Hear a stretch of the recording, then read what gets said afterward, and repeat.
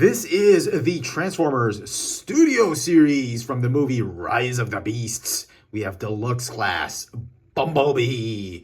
Boy, this figure looks amazing. I am completely impressed with this figure.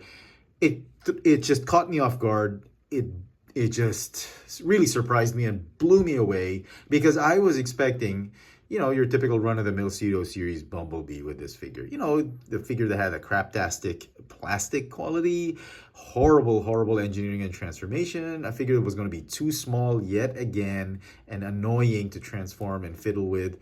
But no, folks, what we have here borders on premium finish because this Studio Series figure just has premium written all over it.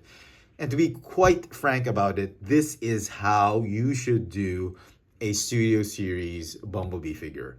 A Studio Series figure for that matter, any Studio Series figure for that matter, should have these standards because this figure is just gorgeous. Great engineering. Transformation was pretty cool. And most importantly, the plastic is just amazing. Let's take a closer look at the details of this figure. Head to toe, the figure stands at about 12 centimeters tall, or about 4 3/4 inches tall. The figure comes with some accessories. He's got his usual blaster. You can mount it on his right fist, right forearm. He also comes with a nice blade, Energon blade that's unpainted. It mounts on either forearm. I think it mounts best on the right arm as well, but you can mount it here on the left arm if you want him holding his or having his blaster out. That's cool.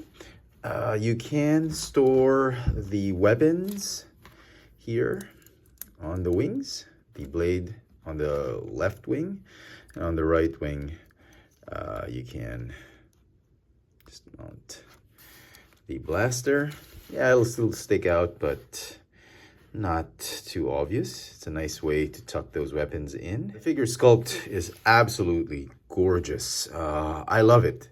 And he's got enough paint details on him, lots of silver highlights, mostly some gray bits here and there. He could use a little bit, just a tad bit more paint apps to make it a perfect figure. The head sculpt looks gorgeous, and as you can see right here, there's a space or an indentation for it should be an Autobot logo, but they didn't put it. Like I said, just a bit more paint apps would have been really nice. Would have been nice if you had some paint apps on the chest. Obviously, the blade painted would have been nice. A little bit more paint apps on the gun.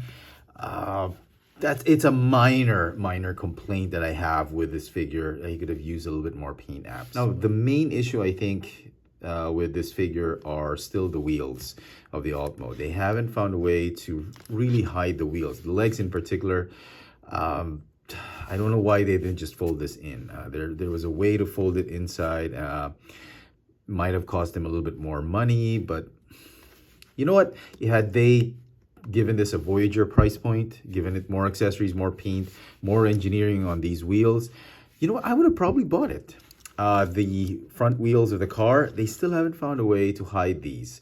It's been a constant irritation for Studio Series Bumblebee figures, and I don't know how they're going to do it. But a little bit of swivel, twist, you could have, like I said, had they made this into a Voyager, maybe that could have worked. Articulation for the figure, it's got a ball jointed neck. You can look up a little bit, look down a little bit, left and right. Waist swivel. Shoulders are on ball joints. There's I guess, bicep swivel hinge. Right here it swivels, and there's another hinge right here for the elbow. No wrist articulation. Hips are on ball joint. Ball joints, you got a thigh swivel. The knees are on hinges, but they snap on and snap off. I don't know why that's the case. Should have been a ratcheting joint, but very small issues. Not enough to really. It's not a deal breaker. These are not deal breakers for me. Just some room for improvement. The feet, they can have the rocker tilt. They can't go up and down. Some size comparisons here. We have two other Bumblebee figures with him. We've got the Studio Series Bumblebee movie Cybertronian Bumblebee, or B127, as well as Rise of the Beasts Bumblebee. We've got Rise of the Beasts, Optimus Prime, and Optimus Primal. We have Battle Trap and a potential Air Razor or Silverbolt, both from the Studio Series line.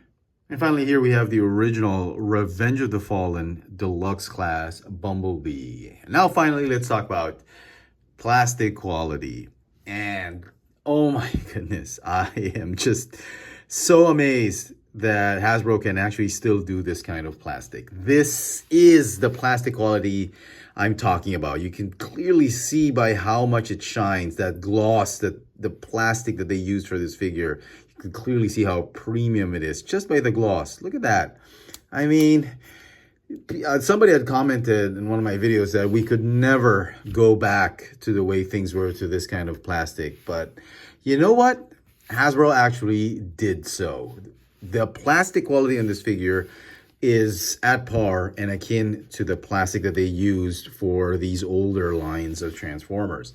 The main difference is these older figures, the plastic does tend to become more brittle. I honestly believe that this new plastic, I think, is a lot more stable, and I don't think it will become brittle like this one. It's I don't know, it's a little tougher, it's a little more solid. You don't, if you try and squeeze it, you don't feel that softness, that give that the original plastic had. This was pretty good plastic, and I think they've found a way to perfect that plastic without it becoming brittle. That is how good this plastic is on this figure. This is kind of soft, light plastic that was annoying oftentimes. This is not how you do Studio Series. We're sick and tired of this. Stop doing this, Hasbro. And this is definitely not how you do Studio Series plastic quality, Hasbro. This is how you should be doing plastic quality for your Studio Series figures from here on. And it is reflected in this other Rise of the Beast figure. Both these figures share the same premium type of quality of plastic, and that is just remarkable. I myself didn't believe that we could go back to this standard of plastic, but somehow Hasbro listened to the fans, and we have this miracle. Just a quick look at that head sculpt. It's bordering on cartoonish, cyberverse-ish type of design, especially the glossy plastic and those really bright colors on his eyes, silver paint. It's not something we're used to. This is a more statuesque, sort of serious, sculpted type of head sculpt for Bumblebee. But I don't care. I actually really like it. Do I like it more than this one? Probably not. But because they've just done a great job overall of the figure, I'm kind of partial to this one more than this one. But, you know, if you ask me, I wish they could have sort of tried to migrate this kind of design onto the new Bumblebee. But who knows? Maybe this is really how he looked like in the movie. So transformation, you put the weapons off to the side. Okay, you want to unfold the roof pieces, his backpack.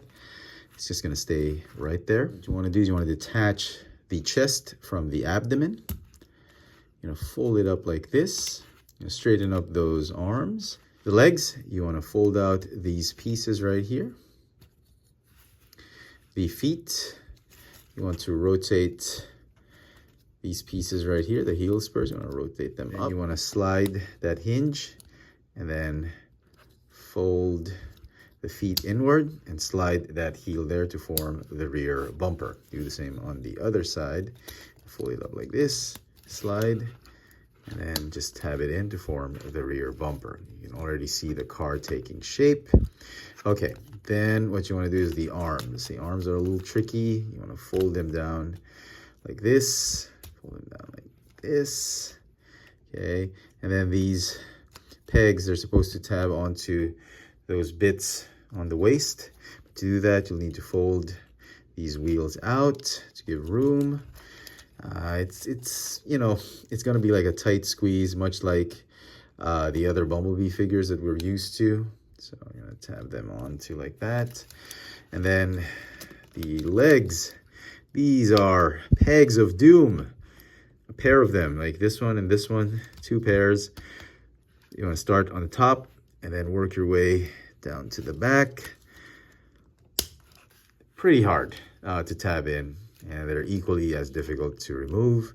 It's a little tricky, but like I said, if you manage to do it properly, you should be fine. Okay, tab that roof over there. And then this is another tricky bit. You want to fold the, I guess, the chest parts, his chest, the sides of his chest downwards like this at an angle. Don't worry about the car bits not shaping up, but just fold them out down like that. That'll give you room to maneuver the bumper, the actual bumper of the car, and slide it over. And then those fenders, or I guess the headlamps, are going to pop right back and straighten out. Okay, and then what you need to do now is just a matter of just aligning things, making sure things are straight. And finally, you just need to close the doors. That will solidify the car mode. Doors are going to tab in both sides, and the roof tabs in. And like I said, the arms just stay here. The arms are a little bit exposed, but not as bad as Battle Trap, I think. I mean, this has always been the case for Bumblebee. There's just really nowhere to put the arms. Either the arms are here under the roof, or they're somewhere here on the side, and it's never pretty when transforming Bumblebee, even in the old toys. But there you go. There is his souped up off-road Camaro with the roll cage and all that. It's pretty cool. I wish they could have painted the rims. Maybe they didn't. Maybe this is how it looked like in the movie. I don't know. I love that the racing stripe is also done in this high gloss black finish. And like I said, you could use just a tad bit more paint apps, some silver here and there. But definitely not a deal breaker. So it's a cool looking 70s Camaro. Okay, and then the weapons, they do actually fit somewhere in car mode. The sword fits there. The gun, you know, I wish they could have found a way to fit it in that vacuole right there. This is a huge cavity in between the car, inside the car. Would have been nice if they found a way to stick this right up there, but as usual, the gun is always stuck on the back. There's a peg hole right there. There's only one way to do it, so you can plug it in like this. Yeah, it's just, I feel it's a waste of space. They could have put the gun inside there. So very cool looking Camaro, 70s Camaro alt mode. All we need now is Cheetor, and they'd be running side by side. For comparison, in alt mode, here he is with Voyager class Battle Trap. And here he is with the two other Bumblebee figures I showed off earlier. So he's a fairly sized, decent sized Deluxe class in alt mode. And a look at all four of them side by side. And so some final thoughts on the Studio Series Rise of the Beasts Deluxe class Bumblebee. I love this figure. I think this is the best Studio Series Bumblebee figure we've had from Hasbro and Takara Tomy. I love the design. I love both alt mode and robot mode. Articulation is amazing. The transformation can be a little tricky at times, but if you do it properly, it can be very satisfying. I love that he's got some cool accessories. I love that he has incredibly amazing plastic quality. They've sort of gone back to the old days and given us really, really premium plastic quality without it being a little brittle compared to the original plastic from the old toy lines. He could use a little bit more paint apps. I'm not saying he has too little paint apps. I'm just saying that this would have been a perfect figure had they added that extra bit of paint apps on the sword, that Autobot logo on the head, some paint apps on the torso here and there. And probably the biggest gripe I have with the figure are the wheels. They haven't found a way to just really engineer how these wheels can be tucked in properly, especially the front wheels of the car. They're still sticking out in his back. Maybe turning him into a Voyager would be the solution, but you know, I think there's a way to do it while keeping him in deluxe scale. Nevertheless, I don't think any of those nitpicks and minor issues should deter you from getting this figure. If you are a big fan of the movie, the Transformers movies, and you love Bumblebee, you collect the Studio Series line, this is definitely one to pick up. This figure is going to get a 9.5 out of 10. I certainly enjoyed this figure, and you know, if this is the way things are going for Studio Series, especially with Rise of the Beast, I mean, maybe Battle Trap was just a fluke. I'm all in. I mean, I'm excited to see more Studio Series figures with this kind of quality. Let me know in the comment section what you think of this new Transformers Studio Series from the movie Rise of the Beasts, Deluxe Class Bumblebee. Hit that notification bell so you never miss out on any of my latest video reviews. And if it's your first time here, please subscribe. Thanks for watching.